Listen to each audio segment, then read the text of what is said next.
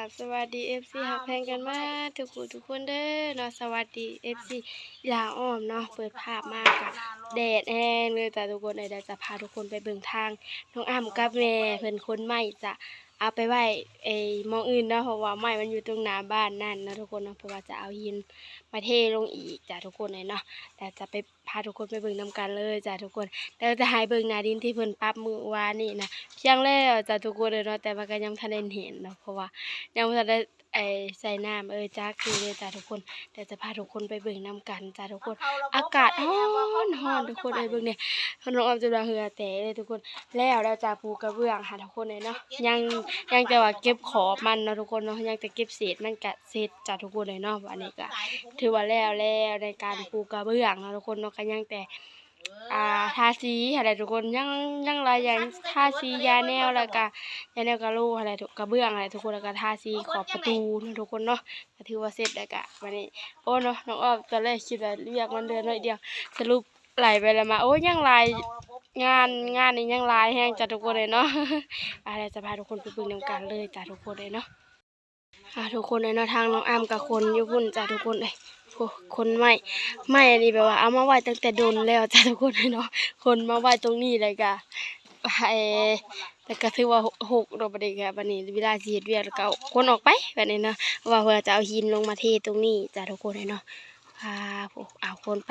ทุกคนเนาะอากาศร้อนแฮงเนาะทุกคนอากาศแบบว่าแดดอีหลีทุกคนแดดเนาะนี่ประมาณ3 โมงถึงแล้ว4 โมงแล้วก็ยังแดดอยู่ทุกคนเนาะอากาศร้อนยามกลางเว้นทุกคนยามกลางคืนมาบัดหนาวได้ทุกคนเนาะนี่ได้จะให้เบิ่งหน้าดินที่ปรับเพียงแล้วจ้ะทุกคนเนาะก็จะประมาณนี้สูงเติบทุกคนสูงพอดีเพียงกันเพื่อเฮ็ดให้มันแน่นเพื่อบ่มน้ำมันนะทุกคนต้องถึกน้ำหลายๆเทื่อมันจึงจะแน่นนะทุกคนเลยตามให้มันแน่นลงไปวันนี้ทุกคนมันก็จะแจบลงไปอีกแค่นั้นทุกคนเลยเนาะโอ้คนไปเหี่ยไปนำทางน้องอ้ำกันทุกคนเนาะพวกเพิ่นก็จะคนไปกองไว้ตรงพูนนะทุกคนเนาะคนจากตรงนี้แปลนตรงนี้ก็ไปหกตรงหันอีกจะทุกคนไปปาไว้ตรงหันก็จะหกแต่หมองหันแล้วบัดนี้ทุกคนเลยเนาะเพราะว่านี่เอาออกไปเพื่อเพิ่นจะเอาหินลงมาหาทุกคนเลยไม้ก็ลายเติมอยู่จ้ะทุกคนแต่ว่าจะบ่มีไม้นักดอกทุกคนมีแต่ไม้เบาๆแหละพากันมากองไว้ตรงนี้ตั้งแต่โดนๆแล้วทุกคนเนาะก็เลยอันนี้เวลาสิเฮ็ดเวียกก็เลยเอาออกบัดนี้ทุกคนนะคนทุกคนอากาศร้อนแห้งดีแบบร้อนแดดนะคนเลยแบบบัดยามกลางคืนมาบัดหนาวโอ้เนาะแถวใดเป็นแน่นะทุกคนนี่ถ้าน้องออมจะพาไปเบิ่งทางกระเบื้องนะทุกคนเนาะเสร็จแล้วจ้ะทุกคนนี่ยังแต่ตัดเศษมันใส่ตรงนี้จ้ะทุกคนตัดเศษใส่นี่ทุกคนทุกคนเลยเนาะน้องออมจะให้เบิ่งแน่น้องออมย่านกันเบื้องมันบ่พอนะทุกคนซับซีนี่ไปนำทุกคนเลยสรุปแล้วเหลือตั้งกล่องหนึ่งกล่องปลายพุ่นน่ะทุกคนเนาะเป็นไดงามอยู่บ่สวยเบิ่งเนี่ยทุกคนอ้อมก็ว่างามอยู่อ้อมก็ว่ามันงามอยู่ทุกคนแบบว่าสีแดงซับสีขาวแบบขาวมนๆนะทุกคนนี่มันจะเป็นสีแบบเบิ่งในกล้องคือสีขาวแต่ว่าตัวจริงบ่ได้ขาวนะทุกคนเนาะสีอันนี้นะนี่ซับกันกับสีนี่ทุกคนว่างามอยู่บ่ถ้าว่ามีจุดนั่นอีกมีจุดหม่องก็ตั้งโต๊ะบงไว้อยู่หันอีกคือสีงามนะทุกคนเนาะเพราะว่านี่มันมีแต่หม่องเดียวนี่ทุกคนเลยเนาะมีจุดหันใส่อีก8 แผ่นนี่ก็คือสีงามอยู่ทุกคนแต่ว่าอันนี้หม่องเดียวนะทุกคนเนาะเพราะว่าเวียน้องอ้อมยันกระเบื้องบ่พอก็เลยต้องในอันนั้นนะทุกคนก็เลยต้องเอาสีนี่ใส่น้ำซับสีนี่ใส่น้ำบัดสีนี่บัดเหลือแต่8 แผ่นพอดีจ้ะทุกคนเลยนะ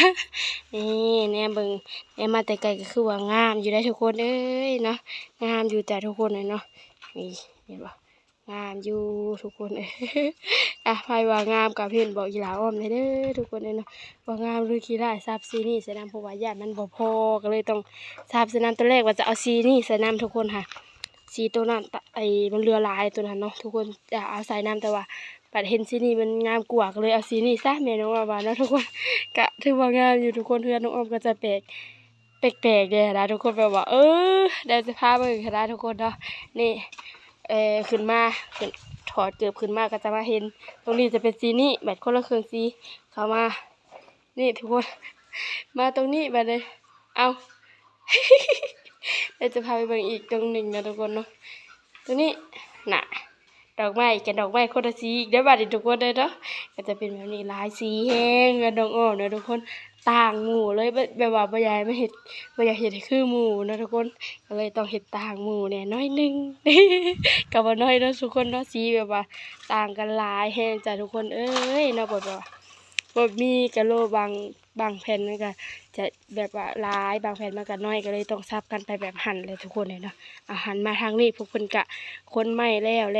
ทุกคนก็ยังจะได้หันกับคันไดหั่นแหละก็เอาออกไปไว้ทางหลังบ้านเนาะทุกคนเนาะเพื่อจะเอาดินมาเทลงเอาหินมาเทลงนะทุกคนเนาะมาเทลงตรงนี้แหละนี่มองเพิ่นกรีดให้เพิ่นมากรีดเพิ่มมื้อเช้านี่จ้ะทุกคนเพราะว่าว่านนี้มันมืดแล้วก็เลยบ่แล้วก็เลยมากรีดตอนเช้าอีกจ้ะทุกคนอันนี้เพิ่นกรีดตอนเช้าแล้ววันนี้จ้ะนี่แหละประมาณนี้จ้ะทุกคนสูงกว่าพื้นเฮือนตัวนี้เลยนะทุกคนแต่ว่าบัดเผื่อเอาน้ำมาใส่เพื่อเฮาเฮ็ดให้มันแจ่มลงมันก็จะพอดีเพียงกันเลยจ้ะเพียงคือกันเลยทุกคนผู้ทางเพิ่นก็คนมาจนอันนั้นแล้วทุกคนพอแล้วบ่ฮู้จักรถหลายแฮงทุกคนเลยเนาะบ่ฮู้เพิ่นจะเฮ็ดเพิ่นว่าเพิ่นจะอันนั้นนะทุกคนใหญ่กว่าหัวขึ้นไปเฮ็ดตรงหันนะทุกคนนี่แหละคนทุกคนแล้วจ้าทุกคนเอาคนตรงนั้นเสร็จแล้วก็จะมาผสมปูนอีกนะทุกคนเนาะเพราะว่าจะเก็บเศษตรงนี้จ้ะทุกคนเลยนะเพื่อมันต้องเลยตัดอีกเนี่ยทุกคนเพราะว่ามันยังน้อยเดียวหนึงต้องเลยตัดออกอีกนะทุกคนเนาะตัดออกวันนี้นะคะปูหมองนี่อีกจ้ะทุกคนซึ่งจะได้ผสมปูนอีกเปิดมือเลยแต่เช้าข้าวคำนี่ฮากะได้ปูนกะบาเดียวนะทุกคนฮากะเบิดปูนกะบาเดียวกันเลยใช่ไหมทุกคนเลยเนาะนี่จะได้ปูตรงนี้นะทุกคนนะน้องออมกับน้องอ้ำผสมตั้งแต่เช้าจนเท่าคำฮากะเบิดกะบาเดียวนะเพราะว่ามันเรือน้อยเดียวทุกคนเลยไม่ว่าเมื่อเช้านี้เรือน้อยเดียวหนึ่งเมียน้องอ้อมเผื่อสิปูแล้วนะทุกคนจะได้ยุดนะไม่ว่าจะน้อยปูจะน้อยนางนะทุกคนนะมีแต่นางผักลายกว่าเห็ดเวียกจ้ะทุกคนเลยนะเพราะว่ามันยิงเรือน้อยเดียวเผื่อพอดีคำเลยจ้ะทุกคนเลยเนาะบูตัวนี้แล้วก็พอดีคำเลยจ้ะทุกคนเนาะคนใหม่ออกแล้วก็ทาแต่หินเพิ่นมาเทอะไรทุกคนเนาะเทตรงนี้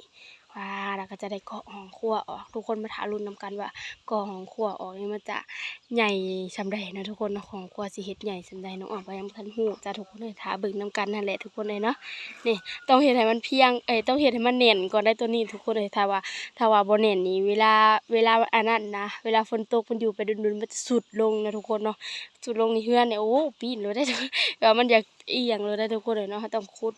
แปลว่าเสาให้มันลึกๆแต่กะต้องเฮ็ดอันนี้ให้มันแน่นๆนะทุกคนเนาะนี่ทุกคนจะเกาะออกมาตรงนี้ประตูตรงนี้นะทุกคนเนาะเกาะมาพอดีประตูตรงนี้เลยจ้ะทุกคนมาตรงนี้นี่ใหญ่เติบอยู่ทุกคนเลยเนาะ ก็เฮ็ดครัวออกมาจ้ะทุกคนเลยพอดีติดกับห้องน้ำเปิดห้องครัวออกไปกะพอดีเปิดประตูห้องน้ำแล้วก็ประตูหน้าห้องน้องอ้อมเลยจ้ะตรงกันเลยจ้ะทุกคนเลยเนาะทารุณนำกันอะไรทุกคนเลยพูดแหละจนว่าทาสีเห็ดยังแล้วในเฮือนใหญ่แล้วพูดแหละจึงได้เห็ดครัวออกมาแล้วทุกคนเนาะจึงได้เกาะออกมาอีกจ้ะทุกคนเลยไม่ที่คนออกมาก็มาไว้จะมาไว้ตรงนี้จ้ะทุกคนเลยก็หกตรงนี้แล้วบัดนี้ทุกคนเลยหินยังเหลือหลายอยู่ทุกคนหินที่เอามาไว้ที่พื้นแต่ว่าทรายนะเบิดแล้วจ้ะทุกคนเลยเนาะ ทรายนะเบิดแล้วเหลือแต่หินจ้ะทุกคนทุกคนในเนาะรถเพิ่นเอามาเทแล้วจ้ะทุกคนที่เก็บใหม่ออกไปเมื่อกี้นี่รถหินเนาะส่วนมากจะมีหินลายกว่าดินนะทุกคนเลยเนาะนี่ว้าวกี่ฝุ่นโอ้ตัวนี้มีแต่ดินนะจะทุกคนเลยเนาะ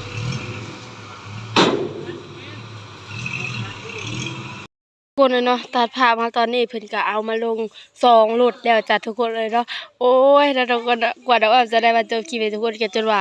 ตะเวนจนจะตกดินแล้วจ้ะทุกคนเลยเพราะว่าน้องอ้อมไป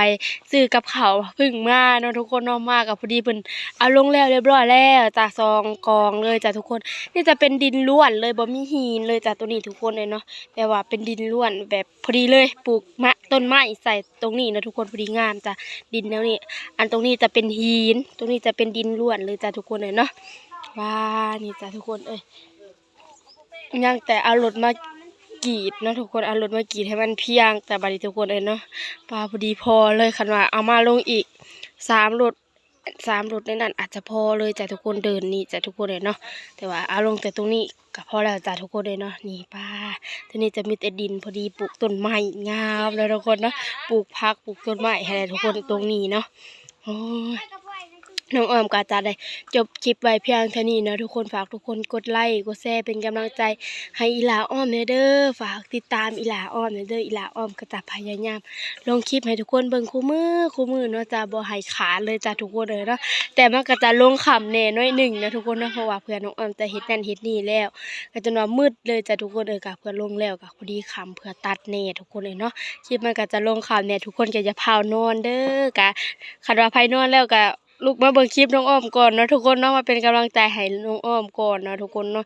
ทุกคนน้องอ้อมก็คือจะได้จบไว้เพียงเท่านี้เนาะจะค่ำแล้วเราจะไปเฮ็ดกินแล้วจ้าสำหรับคลิปนี้ขอตัวไปแล้วสบายดีพบกันคลิปหน้า